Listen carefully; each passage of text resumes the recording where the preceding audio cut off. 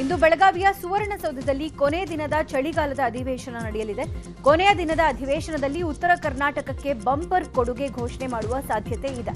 ಇವತ್ತು ಸಿಎಂ ಉತ್ತರ ನೀಡಲಿದ್ದು ಹಲವು ವರ್ಷಗಳಿಂದ ನೆನೆಗುದಿಗೆ ಬಿದ್ದಿರುವ ಯೋಜನೆಗಳಿಗೆ ಅನುದಾನ ಘೋಷಣೆ ಮಾಡುವ ಸಾಧ್ಯತೆ ಇದೆ.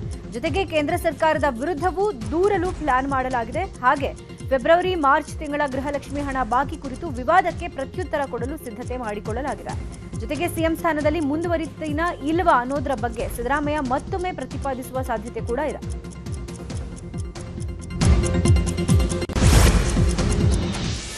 ಅಧಿವೇಶನದಲ್ಲಿ ಗೃಹಲಕ್ಷ್ಮಿ ಗುದ್ದಾಟ ಜೋರಾಗಿದೆ. ಫೆಬ್ರವರಿ ಮಾರ್ಚ್ 2 ತಿಂಗಳ ಗೃಹಲಕ್ಷ್ಮಿ ಹಣ ಎಲ್ಲಿಗೋಯ್ತು ಅಂತ ಪ್ರತಿಪಕ್ಷಗಳು ಆರೋಪ ಮಾಡಿದ್ರು. ನಂತರ ಸಚಿವೆ ಲಕ್ಷ್ಮೀ ಹೆಬ್ಬಾಳ್ಕರ್ ಉತ್ತರ ಕೊಟ್ಟರು. ಜಟಾಪಟಿ ಮಾತ್ರ ನಿಂತಿರಲಿಲ್ಲ. ಹೀಗಾಗಿ ಸಿಎಂ ಸಿದ್ದರಾಮಯ್ಯ ಅವರನ್ನ ಲಕ್ಷ್ಮೀ ಹೆಬ್ಬಾಳ್ಕರ್ ಭೇಟಿ ಮಾಡಿ ಅಣ್ಣ ಗಲಾಟೆ ಜಾಸ್ತಿ ಆಗ್ತಾ ಇದೆ, ಹಣ ಬಿಡುಗಡೆ ಮಾಡುವಂತೆ ಒತ್ತಾಯ ಮಾಡಿದ್ದಾರೆ ಅಂತ ಹೇಳಿದ್ದಾರೆ.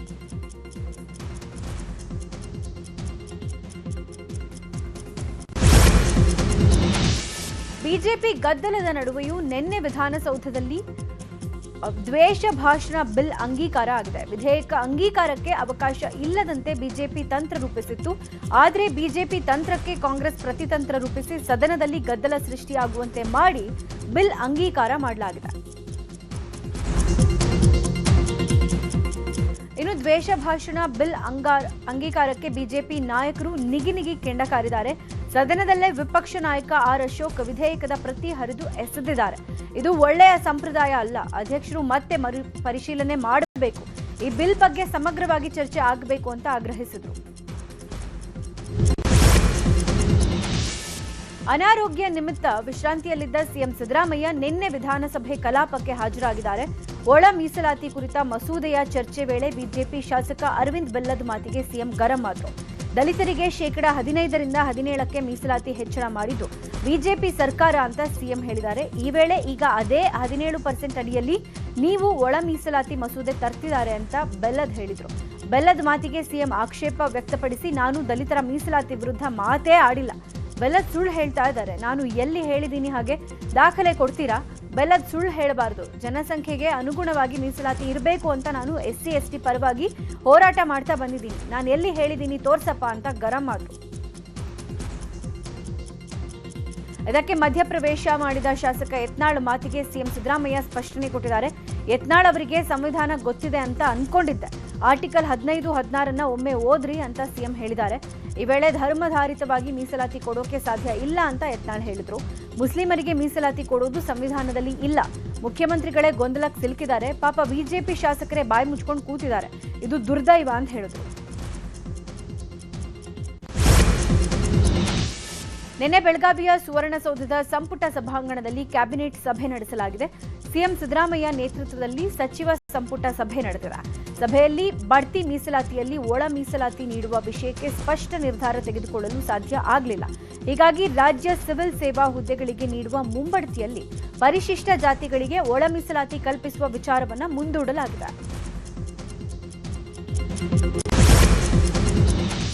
ಕುಂದಾನಗರಿ ಬೆಳಗಾವಿಯಲ್ಲಿ ಡಿನ್ನರ್ ಪಾಲಿಟಿಕ್ಸ್ ಜೋರಾಗಿದೆ. ಕುವೆಂಪು ನಗರದಲ್ಲಿರುವ ಸಚಿವ ಸತೀಶ್ ಜಾರಕಿಹೊಳಿ ಮನೆಯಲ್ಲಿ ನಿನ್ನೆ ರಾತ್ರಿ ಔತಣಕೂಟ ಏರ್ಪಡಿಸಲಾಗಿತ್ತು. ಡಿನ್ನರ್ ಮೀಟಿಂಗ್ನಲ್ಲಿ ಸಿಎಂ ಸಿದ್ದರಾಮಯ್ಯ, ಸಚಿವರಾದ HC Mahadevappa, Zameer, MC Sudhakar, G Parameshwar ಭಾಗಿಯಾಗಿದ್ರು. Ahinda ನಾಯಕರಿಗೆ ವಿಶೇಷ ಭೋಜನ ರೆಡಿ ಮಾಡಿಸಿದ್ರು. ಮಟನ್, ಚಿಕನ್, ಮೀನು ಜೊತೆಗೆ 30ಕ್ಕೂ ಅಧಿಕ ತರಹೇವಾರಿ ಖಾದ್ಯ ಸಿದ್ಧಪಡಿಸಿದ್ರು. ಆದರೆ ಸಿಎಂ ಸಿದ್ದರಾಮಯ್ಯ ಅನಾರೋಗ್ಯ ಕಾರಣ ಸಸ್ಯಾಹಾರ ಊಟ ಮಾಡಿದ್ದಾರೆ.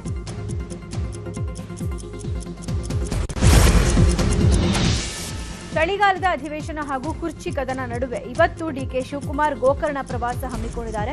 ಇವತ್ತು ಬೆಳಗ್ಗೆ 7:30ಕ್ಕೆ ತೆರಳಿ ಮಹಾಬಲೇಶ್ವರ ಮತ್ತು ಆತ್ಮಲಿಂಗ ಸ್ಪರ್ಶ ಪೂಜೆ ನಡೆಸಲಿದ್ದಾರೆ. ಈ ಬಳಿಕ ಅಂಕೋಲಾ ತಾಲೂಕಿನ ಆಂದ್ಲೆಯಲ್ಲಿರುವ ದೇವಿ ದೇವಸ್ಥಾನಕ್ಕೂ ತೆರಳಿದ್ದಾರೆ. ಕಳೆದ 6 ವರ್ಷದ ಹಿಂದೆ 2019ರ ಡಿಸೆಂಬರ್ ತಿಂಗಳಲ್ಲೇ ಆಂದ್ಲೆ ಗ್ರಾಮಕ್ಕೆ ಆಗಮಿಸಿ ದೇವಿ ದೇವಸ್ಥಾನದಲ್ಲಿ ಪೂಜೆಯನ್ನು ಸಲ್ಲಿಸಿದ್ರು. ಇದೀಗ ಮತ್ತೆ ಆಂದ್ಲೆ ಗ್ರಾಮದ ದೇವಿ ದೇವಸ್ಥಾನಕ್ಕೆ DKಶಿ ಭೇಟಿ ನೀಡಿ ಪೂಜೆ ಸಲ್ಲಿಸಲಿದ್ದು ಕೆಲವರಿಗೆ ಮಾತ್ರ ಆಹ್ವಾನ ಕೊಡಲಾಗಿದೆ ಅಂತ. ಬೆಳಗಾವಿಯ ಸವದತ್ತಿ ಬಳಿ ಡಿಸಿಎಂ DK ಶಿವಕುಮಾರ್ ಅವರ ಆಪ್ತ ಕಾರ್ಯದರ್ಶಿ ಕಾರು ಅಪಘಾತವಾಗಿದೆ. ಕಾರು ಹಾಗೂ ಬೈಕ್ ನಡುವೆ ಅಪಘಾತ ಸಂಭವಿಸಿ ಸವಾರ ಸಾವನ್ನಪ್ಪಿದ್ದಾನೆ. ಅಪಘಾತದ ರಭಸಕ್ಕೆ ಸವದತ್ತಿ ಪಟ್ಟಣದ ನಿವಾಸಿ ಮಂಜುನಾಥ್ ಬೈರ್ನಟ್ಟಿ ಸ್ಥಳದಲ್ಲೇ ಮೃತಪಟ್ಟಿದ್ದಾರೆ. ಇನ್ನು ಡಿಸಿಎಂ ಖಾಸಗಿ ಪಿಎ ರಾಜೇಂದ್ರ ಪ್ರಸಾದ್ ಕಾರು ಚಾಲಕನಿಗೂ ಗಾಯಗಳಾಗಿದ್ದು ಹೆಚ್ಚಿನ ಚಿಕಿತ್ಸೆಗಾಗಿ ಹುಬ್ಬಳ್ಳಿಗೆ ಕರೆತರಲಾಗಿದೆ. ಇನ್ನು ಹುಬ್ಬಳ್ಳಿಯ ಎನ್ಎಂಆರ್ ಸ್ಕ್ಯಾನಿಂಗ್ ಸೆಂಟರ್ಗೆ ಡಿಸಿಎಂ ಡಿಕೆಶಿ ಆಗಮಿಸಿ ಗಾಯಾಳು ರಾಜೇಂದ್ರ ಪ್ರಸಾದ್ ಅವರ ಆರೋಗ್ಯ ವಿಚಾರಿಸಿದ್ದಾರೆ. ಈ ವೇಳೆ ಮಾತನಾಡಿದ ಡಿಕೆಶಿ, ಎಲ್ಲಮ್ಮನ ದರ್ಶನ ಮುಗಿಸಿಕೊಂಡು ಹೋಗುವಾಗ ಕಾರ್ ಅಪಘಾತ ಆಗಿದೆ. ರಾಜೇಂದ್ರ ಪ್ರಸಾದ್ ಮತ್ತು ಕಾರ್ ಚಾಲಕನಿಗೆ ಗಾಯಗಳಾಗಿವೆ. ಸದ್ಯ ಆತಂಕ ಪಡೋದೇನೂ ಇಲ್ಲ ಅಂತ ಹೇಳಿದ್ರು. ಇನ್ನು ಮೃತಪಟ್ಟ ಯುವಕನ ಮನೆಗೆ ಭೇಟಿ ನೀಡಿ ಪರಿಹಾರ ನೀಡೋಕೆ ಎಲ್ಲಾ ಕ್ರಮ ಕೈಗೊಳ್ತೇವೆ ಅಂತ ಹೇಳಿದ್ದಾರೆ.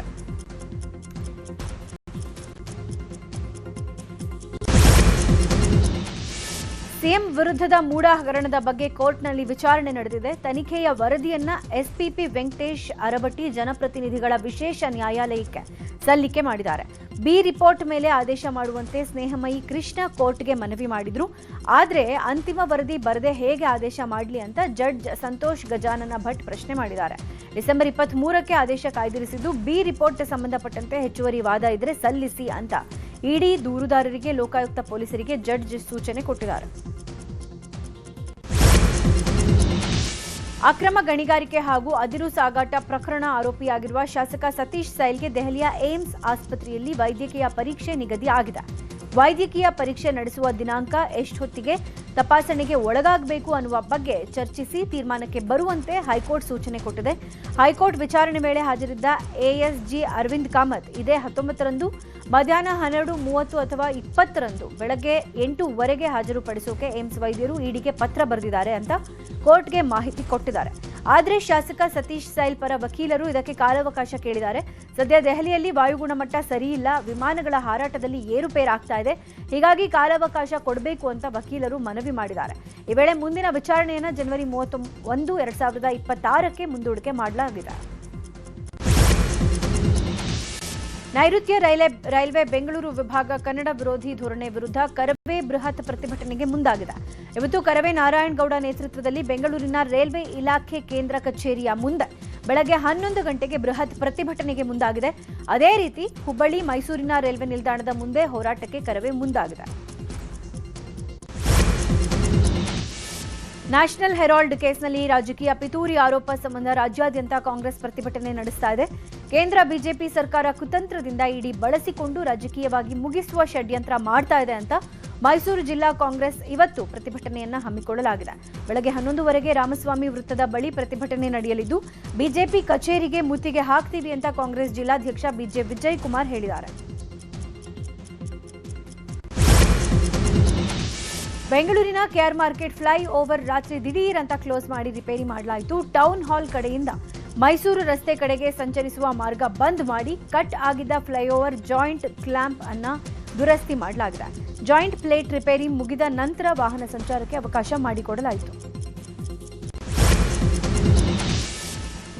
ಶಿವಾಜಿನಗರದ ರಜಲ್ ಮಾರ್ಕೆಟ್ ಅಭಿವೃದ್ಧಿ ಹಿನ್ನೆಲೆ ಜಿಬಿಎ ಮುಖ್ಯ ಆಯುಕ್ತ ಮಹೇಶ್ವರ್ ರಾವ್ ಹಾಗೂ ಸ್ಥಳೀಯ ಶಾಸಕ ರಿಜ್ವಾನ್ ಅರ್ಷದ್ ಜಂಟಿಯಾಗಿ ಸ್ಥಳ ಪರಿಶೀಲನೆ ಮಾಡಿದ್ದಾರೆ.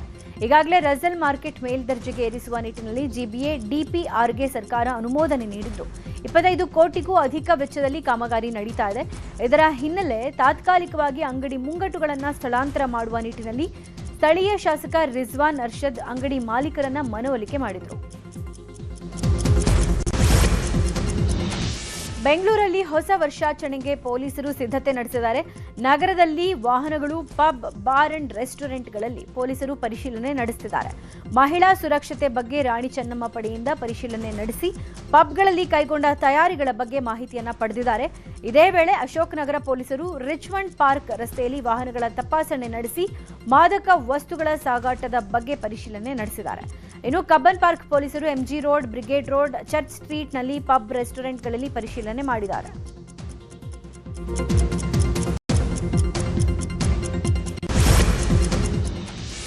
ರೇಣುಕಾಸ್ವಾಮಿ ಕೊಲೆ ಕೇಸ್ನ ವಿಚಾರಣೆ 2ನೇ ದಿನವೂ 57ನೇ ಸಿಸಿಎಚ್ ಕೋರ್ಟ್ನಲ್ಲಿ ನಡೆದಿದೆ. ರೇಣುಕಾಸ್ವಾಮಿ ತಾಯಿ ರತ್ನಪ್ರಭಾ ಅವರ ಕ್ರಾಸ್ ಎಕ್ಸಾಮಿನೇಷನ್ ಬಳಿಕ ತಂದೆ ಕಾಶಿನಾಥಯ್ಯ ಅವರನ್ನ ಹಿರಿಯ ವಕೀಲ ಬಾಲನ್ ಕ್ರಾಸ್ ಎಕ್ಸಾಮಿನೇಷನ್ ಮಾಡಿದ್ರು. ನಿನ್ನೆ ಕ್ರಾಸ್ ಎಕ್ಸಾಮಿನೇಷನ್ ಮುಕ್ತಾಯ ಆಗಿದ್ದು ಡಿಸೆಂಬರ್ 29ಕ್ಕೆ ಕೋರ್ಟ್ ವಿಚಾರಣೆಯನ್ನು ಮುಂದೂಡಿದೆ.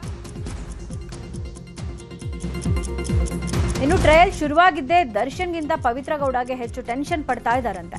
ಡಿಜಿಪಿ ಅಲೋಕ್ ಕುಮಾರ್ ಭೇಟಿ ವೇಳೆ ದರ್ಶನ್ ಭೇಟಿಗೆ ಪವಿತ್ರ ಗೌಡ ಅವಕಾಶ ಕೇಳಿದ್ರಂತೆ.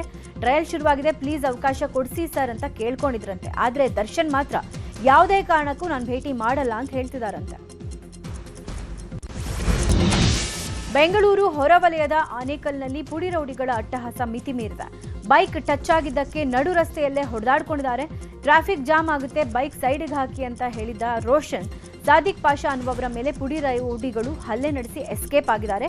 ಗಾಯಾಳುಗಳನ್ನು ಸರ್ಕಾರಿ ಆಸ್ಪತ್ರೆಗೆ ದಾಖಲಿಸಲಾಗಿದೆ. ನಿರ್ಮಾಣ ಹಂತದ ಕಟ್ಟಡದಿಂದ ಸಿಮೆಂಟ್ ಇಟ್ಟಿಗೆ ಬಿದ್ದು 4 ವರ್ಷದ ಮಗು ಸಾವನ್ನಪ್ಪಿದೆ. ಬೆಂಗಳೂರಿನ HAL ಬಳಿಯ ಚಿನ್ನಪ್ಪನಹಳ್ಳಿಯಲ್ಲಿ ಈ ದುರ್ಘಟನೆ ನಡೆದಿದೆ. ಶೀಟ್ ಮನೆ ಮೇಲೆ 4ನೇ ಫ್ಲೋರ್ನಿಂದ ಸಿಮೆಂಟ್ ಇಟ್ಟಿಗೆ ಬಿದ್ದ ಪರಿಣಾಮ ಮನಸ್ವಿ ಅನ್ನುವ ಮಗು ಮೃತಪಟ್ಟಿದೆ. ಇನ್ನು 2 ಮಕ್ಕಳಿಗೆ ಸಣ್ಣಪುಟ್ಟ ಗಾಯಗಳಾಗಿವೆ. ಘಟನೆ ಸಂಬಂಧ HAL ಪೊಲೀಸ್ ಠಾಣೆಯಲ್ಲಿ ಕೇಸ್ ದಾಖಲಾಗಿದೆ. ರಾಜ್ಯದಲ್ಲಿ ಹಿಂದುಳಿದ ಹಾಗೂ ಅತ್ಯಂತ ಸಣ್ಣ ಸಮುದಾಯವಾಗಿರುವ ಹೂಗಾರ ಸಮುದಾಯದ ವಿವಿಧ ಬೇಡಿಕೆಗಳ ಈಡೇರಿಕೆಗಾಗಿ ನಿನ್ನೆ ಬೆಳಗಾವಿಯ ಸುವರ್ಣ ವಿಧಾನಸೌಧದ ಮುಂದೆ ಸತ್ಯಾಗ್ರಹ ನಡೆದಿದೆ. ಬಿಜೆಪಿ ಸರ್ಕಾರದ ಅವಧಿಯಲ್ಲಿ ಸಮುದಾಯಕ್ಕೆಂದೇ ಒಂದು ನಿಗಮ ಮಾಡಿದ್ದಾರೆ. ನಿಗಮಕ್ಕೆ ಅನುದಾನ ನೀಡದೆ ಕಾಂಗ್ರೆಸ್ ಸರ್ಕಾರ ಅನ್ಯಾಯ ಮಾಡ್ತಾ ಇದೆ. ಬೇಗ ಅನುದಾನ ಕೊಡಿ ಅಂತ ಸಚಿವ RB ತಿಮ್ಮಾಪುರಗೆ ಮನವಿ ಮಾಡಿದ್ರು. ಸಿಎಂ ಗಮನಕ್ಕೆ ತಂದು ಹೂಗಾರ ಸಮುದಾಯಕ್ಕೆ ಸೂಕ್ತ ನ್ಯಾಯ ಒದಗಿಸೋದಾಗಿ ಸಚಿವರು ಭರವಸೆ ಕೊಟ್ಟಿದ್ದಾರೆ. ಗದಗ ಜಿಲ್ಲೆ ಗಜೇಂದ್ರಗಡ ತಾಲೂಕಿನ ವೀರಾಪುರ ಗ್ರಾಮಸ್ಥರಿಗೆ ನೀರಿನ ಕಂಟಕ ಎದುರಾಗಿದೆ. ಕುಡಿಯುವ ನೀರಿಗೆ ಚರಂಡಿ ನೀರು ಮಿಕ್ಸ್ ಆಗಿರೋದ್ರಿಂದ ಚರ್ಮ ರೋಗದ ಕಾಟ ಎದುರಾಗ್ತಾ ಇದೆ. ನೀರು ಕುಡಿದು ಜನ ಅನಾರೋಗ್ಯಕ್ಕೆ ತುತ್ತಾಗ್ತಾ ಇದ್ದಾರೆ. ಜೊತೆಗೆ ಗ್ರಾಮದಲ್ಲಿ ಸ್ವಚ್ಛತೆ ಇಲ್ಲದೆ ಗಬ್ಬೆದ್ದು ನಾರ್ತಾ ಇದೆ. ಹೀಗಾಗಿ ಗ್ರಾಮ ಪಂಚಾಯಿತಿ ವಿರುದ್ಧ ಗ್ರಾಮಸ್ಥರು ಆಕ್ರೋಶ ಹೊರಹಾಕಿದ್ದಾರೆ. ಬಾಂಗ್ಲಾದೇಶದ ಇನ್ಕುಲಾಬ್ ಮಂಚ್ ಸಂಘಟನೆಯ ಯುವ ಹೋರಾಟಗಾರ ಶರೀಫ್ ಉಸ್ಮಾನ್ ಹಾದಿ ಹತ್ಯೆ ಖಂಡಿಸಿ ಇಡೀ ಬಾಂಗ್ಲಾದೇಶ ಉದ್ವಿಗ್ನಗೊಂಡಿದೆ. ರಾಜಧಾನಿ ಢಾಕಾ, ಚೊಟ್ಟೋಗ್ರಾಮ್ ಸೇರಿದಂತೆ ಬಹುತೇಕ ನಗರಗಳಲ್ಲಿ ದೊಂಬಿ ಗಲಾಟೆ ಆಗ್ತಾ ಇವೆ. ಸಚಿವರು, ಶಾಸಕರ ಮನೆಗಳ ಮೇಲೆ, ಪತ್ರಿಕಾ ಕಚೇರಿಗಳ ಮೇಲೆ, ಭಾರತ ಸೇರಿ ಹಲವು ದೇಶಗಳ ರಾಯಭಾರ ಕಚೇರಿಗಳ ಮೇಲೆ ಕಲ್ಲು ತೂರಾಟ ಆಗ್ತಾ ಇದೆ. ಸಿಕ್ಕ ಕಚೇರಿಗಳಿಗೆ ಪ್ರತಿಭಟನಾಕಾರರು ಬೆಂಕಿ ಹಚ್ಚುತ್ತಾ ಇದ್ದಾರೆ. ಇದೇ 12ರಂದು ಸಿಂಗಾಪುರದಲ್ಲಿ ಹಾದಿ ಹತ್ಯೆ ಆಗಿದ್ದನ್ನ ಖಂಡಿಸಿ ದೊಡ್ಡ ಹೋರಾಟವೇ ನಡೀತಾ ಇದೆ.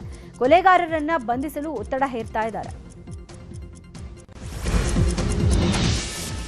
ಭಾರೀ ವಾಯು ಮಾಲಿನ್ಯದಿಂದ ರಾಷ್ಟ್ರ ರಾಜಧಾನಿ ದೆಹಲಿ ಗ್ಯಾಸ್ ಚೇಂಬರ್ ಆಗಿ ಪರಿವರ್ತನೆ ಆಗ್ತಾ ಇದೆ. ಹಲವು ಕಟ್ಟುನಿಟ್ಟಿನ ಕ್ರಮ ಕೈಗೊಂಡ್ರೂ ಮಾಲಿನ್ಯ ಪ್ರಮಾಣ ಕಡಿಮೆ ಆಗ್ತಾ ಇಲ್ಲ. ಇನ್ನು ದಿಲ್ಲಿಯಲ್ಲಿ ಮಾಲಿನ್ಯ ಕಡಿಮೆ ಮಾಡೋದಕ್ಕೆ ನೆರೆಯ ಚೀನಾ ಭಾರತಕ್ಕೆ ಟಿಪ್ಸ್ ಕೊಟ್ಟಿದೆ. 2013ರಲ್ಲಿ ಬೀಜಿಂಗ್ನಲ್ಲಿ ಬಳಸಿದ ತಂತ್ರ ಬಳಸುವಂತೆ ಭಾರತದಲ್ಲಿನ ಚೀನಾ ರಾಯಭಾರಿ ಕಚೇರಿ ಎಕ್ಸ್ನಲ್ಲಿ ಪೋಸ್ಟ್ ಮಾಡಿ ತಿಳಿಸಿದೆ. ಎಮಿಷನ್ ಟೆಸ್ಟ್ ಹೆಚ್ಚಳ ಮಾಡಿ, ರೋಡ್ ಮೇಲೆ ಓಡಾಡುವ ಕಾರುಗಳ ಸಂಖ್ಯೆಯನ್ನು ಕಡಿಮೆ ಮಾಡಿ, ಹೊಸ ವಾಹನಗಳಿಗೆ ಕೊಡೋ ಲೈಸೆನ್ಸ್ಗಳನ್ನು ಕಡಿಮೆ ಮಾಡಿ, ಮೆಟ್ರೋ ಹಾಗೂ ಬಸ್ ಪ್ರಯಾಣದ ಅವಲಂಬನೆಯನ್ನ ಹೆಚ್ಚಳ ಮಾಡಿ, ಎಲೆಕ್ಟ್ರಿಕ್ ವಾಹನಗಳ ಉತ್ಪಾದನೆಯನ್ನ ಜಾಸ್ತಿ ಮಾಡಿ ಅಂತ ಸಲಹೆ ಕೊಟ್ಟಿದೆ. ಹುಬ್ಬಳ್ಳಿಯ ಸಿದ್ಧಾರೂಢರ ಸನ್ನಿಧಾನದಲ್ಲಿ ಇವತ್ತಿನಿಂದ ಆರೂಢ ಆರತಿ ಆರಂಭ ಆಗಿದೆ. ಕಾಶಿಯಲ್ಲಿನ ಗಂಗಾರತಿ ಮಾದರಿಯಲ್ಲೇ ಸಿದ್ಧಾರೂಢ ಮಠದ ಆವರಣದಲ್ಲಿ ಪ್ರತಿ ಅಮಾವಾಸ್ಯೆಯಂದು ಆರೂಢ ಆರತಿ ನಡೀತಾ ಇದೆ. ಅಮಾವಾಸ್ಯೆಯ ದಿನವಾದ ಇವತ್ತು ಮಠದ ಪುಷ್ಕರಣಿಯಲ್ಲಿ ಆರೂಢ ಆರತಿಗೆ ಸಾವಿರಾರು ಭಕ್ತರು ಸಾಕ್ಷಿಯಾಗ್ತಿದ್ದಾರೆ. ಇನ್ನು ಚಿಕ್ಕಬಳ್ಳಾಪುರ ಜಿಲ್ಲೆಯ ತೊಂಡೆಬಾವಿಯಿಂದ ತಿರುಪತಿಗೆ ಪಾದಯಾತ್ರೆ ಹಮ್ಮಿಕೊಳ್ಳಲಾಗ್ತಾ ಇದೆ. ಕಳೆದ 24 ವರ್ಷಗಳಿಂದ ಸುದರ್ಶನ ಸೇವಾ ಟ್ರಸ್ಟ್ ಮೂಲಕ ಈ ಪಾದಯಾತ್ರೆ ನಡೆಯುತ್ತೆ. 25ನೇ ವರ್ಷದ ಪಾದಯಾತ್ರೆ ನಿಮಿತ್ತ ಲಕ್ಷ್ಮೀ ವೆಂಕಟರಮಣ ಸ್ವಾಮಿ ಕಲ್ಯಾಣೋತ್ಸವ ಕಾರ್ಯಕ್ರಮ ನಡೆಯಿತು. ಈ ಬಾರಿ ಸುಮಾರು 300 ಜನ ತಿಮ್ಮಪ್ಪನ ಭಕ್ತಾದಿಗಳು ಪಾದಯಾತ್ರೆಯಲ್ಲಿ ಭಾಗಿಯಾಗ್ತಿದ್ದಾರೆ. ಭಾರತ ಮತ್ತು ದಕ್ಷಿಣ ಆಫ್ರಿಕಾ ನಡುವಿನ T20 ಸರಣಿಯ 5ನೇ ಪಂದ್ಯ ಇವತ್ತು ಅಹಮದಾಬಾದ್ನ ಸ್ಟೇಡಿಯಂನಲ್ಲಿ ನಡೀತಾ ಇದೆ. T20 ಸರಣಿಯಲ್ಲಿ ಭಾರತ ತಂಡ 2-1 ಮುನ್ನಡೆ ಸಾಧಿಸಿದ್ದು, ಈ ಮ್ಯಾಚ್ ಗೆದ್ದು ಸರಣಿ ಕೈವಶಪಡಿಸಿಕೊಳ್ಳುವ ವಿಶ್ವಾಸದಲ್ಲಿದೆ. ಸೌತ್ ಆಫ್ರಿಕಾ ತಂಡ ಸರಣಿ ಸಮಬಲ ಮಾಡೋ ಪ್ಲಾನ್ನಲ್ಲಿದೆ. ಈ ಪಂದ್ಯದಲ್ಲಿ ಸಂಜು ಸ್ಯಾಮ್ಸನ್ಗೆ ಅವಕಾಶ ಸಿಗುವ ನಿರೀಕ್ಷೆ ಇದೆ.